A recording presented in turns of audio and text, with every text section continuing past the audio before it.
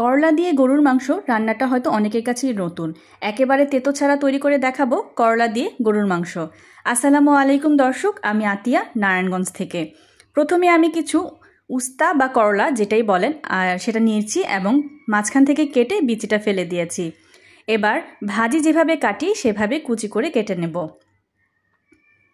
এই রান্নাটা এত সুস্বাদু হয়, গরম ভাতের সাথে বলেন পান্তা ভাতের সাথে বলেন দুইটার সাথেই কিন্তু খুব ভালো লাগে।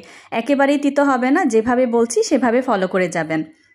করলাগুলো কেটে ভালো মতো ধুয়ে নেবেন। আমি এমনিতেই ধুয়ে নিই, আপনারা যদি তিতোটা খেতে না পারেন সেক্ষেত্রে একটু লবণ কচলে ভালো মতো ধুয়ে নিলে কিন্তু করলার তেতো ভাবটা কমে যাবে। কয়েক পিস গরুর মাংস দিয়ে কিন্তু এই রান্নাটা পুরো পরিবারের জন্য করা যায়। আমি কয়েক পিস মাংস নিয়েছি এবং সেই মাংসটাকে ছোট টুকরো করে কেটে নিয়েছি, অনেকটা হালিমে দেবার মতো।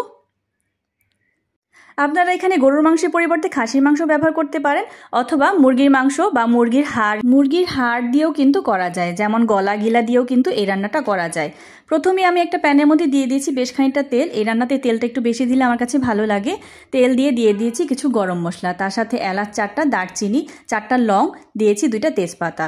সেটা সুন্দর করে একটু ভাজা হয়ে গেলে তার মধ্যে দিয়ে দিব পেঁয়াজ কুচি। পেঁয়াজ কুচিটা যখন ভেজে নরম হয়ে যাবে এ পর্যায়ে দিয়ে দিচ্ছি আমি 1/2 টেবিল চামচ পরিমাণ আদা রসুন বাটা। আদা রসুন বাটাটা দিয়ে সামান্য একটু ভেজে নেব কাঁচা গন্ধটা চলে যাওয়া পর্যন্ত। এখন আমি এখানে ব্যবহার করব গুঁড়ো মশলা। দিয়ে দিয়েছি পরিমাণ মতো লবণ, ধনে গুঁড়া দিয়েছি 1 চা চামচ পরিমাণ, লাল মরিচের গুঁড়া দিয়েছি আমি 1.5 চা চামচ পরিমাণ, হলুদ গুঁড়া দিয়েছি 1 চা চামচ পরিমাণ। এই রান্নাটাতে একটু ঝাল বেশি দিলে আমার কাছে ভালো লাগে, তারপর আপনারা আপনাদের পছন্দ মতো ঝাল কম বেশি করে নিতে পারেন। মশলাটাকে দিয়ে ভালো মতো তেলের সাথে একটু ভেজে নেব। কষানোর জন্য দিয়ে দিচ্ছি সামান্য একটু পানি, যাতে করে মশলাটা পুড়ে না যায়। একটু নেড়ে চেড়ে ভালো মতো মশলাটাকে মিশিয়ে নিচ্ছি। সব রান্নাতেই মশলা যত বেশি কষানো হবে তরকারির টেস্ট কিন্তু ততই ভালো আসবে। আমি একটু সময় নিয়ে মশলাটা কষিয়ে নিয়েছি। এই পর্যায়ে যেই মাংসগুলো ছোট করে কেটে রেখেছিলাম সেগুলো ধুয়ে পানি ঝরিয়ে নিয়েছি এবং সেই মাংসগুলো দিয়ে দিচ্ছি। ভালো মতো নেড়ে চেড়ে মশলার সাথে মাংসগুলো মিশিয়ে নেব। একটু ভালো মতো নেড়ে চেড়ে মশলার সাথে মিশিয়ে নেব।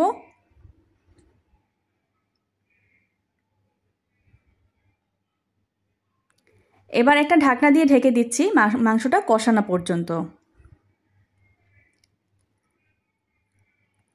এবার ঢাকনা তুলে দেখে নিচ্ছি মাংস কিন্তু অনেকটাই কষানো হয়ে গেছে, তারপরেও আমি এটাকে সময় নিয়ে ভালো মতো কষিয়ে নেব, যাতে 50% মতো এই কষানোর মধ্যেই সেদ্ধ হয়ে যায়। ভালো মতো নেড়ে চেড়ে নিয়েছি এবং কিছুক্ষণ আবার ঢাকনা দিয়ে কষিয়ে নিচ্ছি।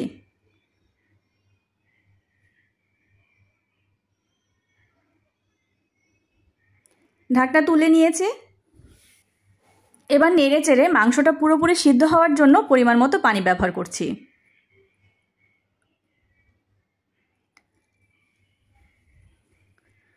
পানি দিয়ে ভালো মতো নেড়ে চেড়ে মিশিয়ে চুলার আঁচটাকে মিডিয়াম টু হাই রেখে ঢেকে দেব।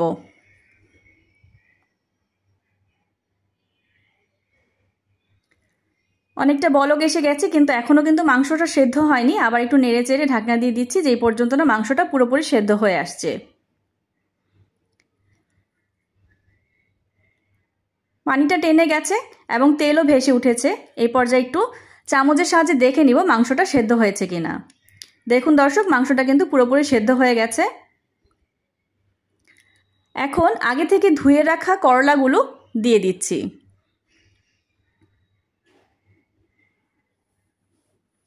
করলাগুলো দিয়ে ভালো মতো নেড়ে চেড়ে মিশিয়ে নিব।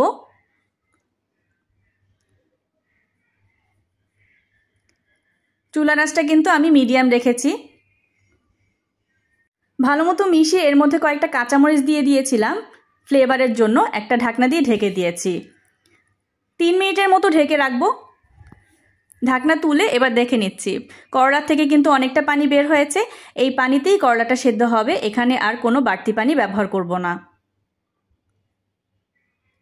এবার আলতো হাতে নেড়ে চেড়ে মিশিয়ে দিব। খুব বেশি জোরে নাড়াচাড়া করার দরকার নেই, আলতো হাতে মিশিয়ে নিলেই হবে।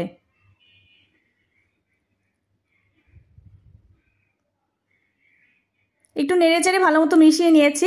এই পর্যায়ে দিয়ে দিচ্ছি সুন্দর একটা ফ্লেভারের জন্য ভাজা জিরের গুঁড়া 1 চা চামচ পরিমাণ। জিরের গুঁড়া দিয়ে ভালো মতো নেড়েচেড়ে মিশিয়ে নিচ্ছি।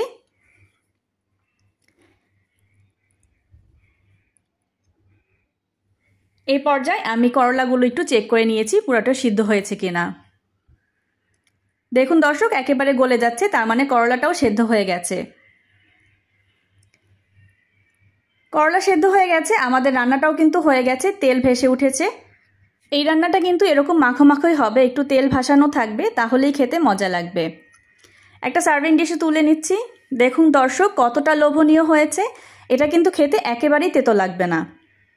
যাদের কাছে রেসিপিটি ভালো লাগবে তারা অবশ্যই একবার করে দেখবেন। গরম ভাতের সাথে খেতে কিন্তু দারুণ লাগে। দর্শক, তৈরি হয়ে গেল আমার মজাদার করলা দিয়ে গরুর মাংস রান্না। আজকের রেসিপি যদি ভালো লেগে থাকে, সবার কাছে অনুরোধ থাকবে আমার পেজটি প্লিজ লাইক, কমেন্ট এবং ফলো করে দিবেন। সবাই ভালো থাকবেন, সুস্থ থাকবেন। আল্লাহ হাফেজ।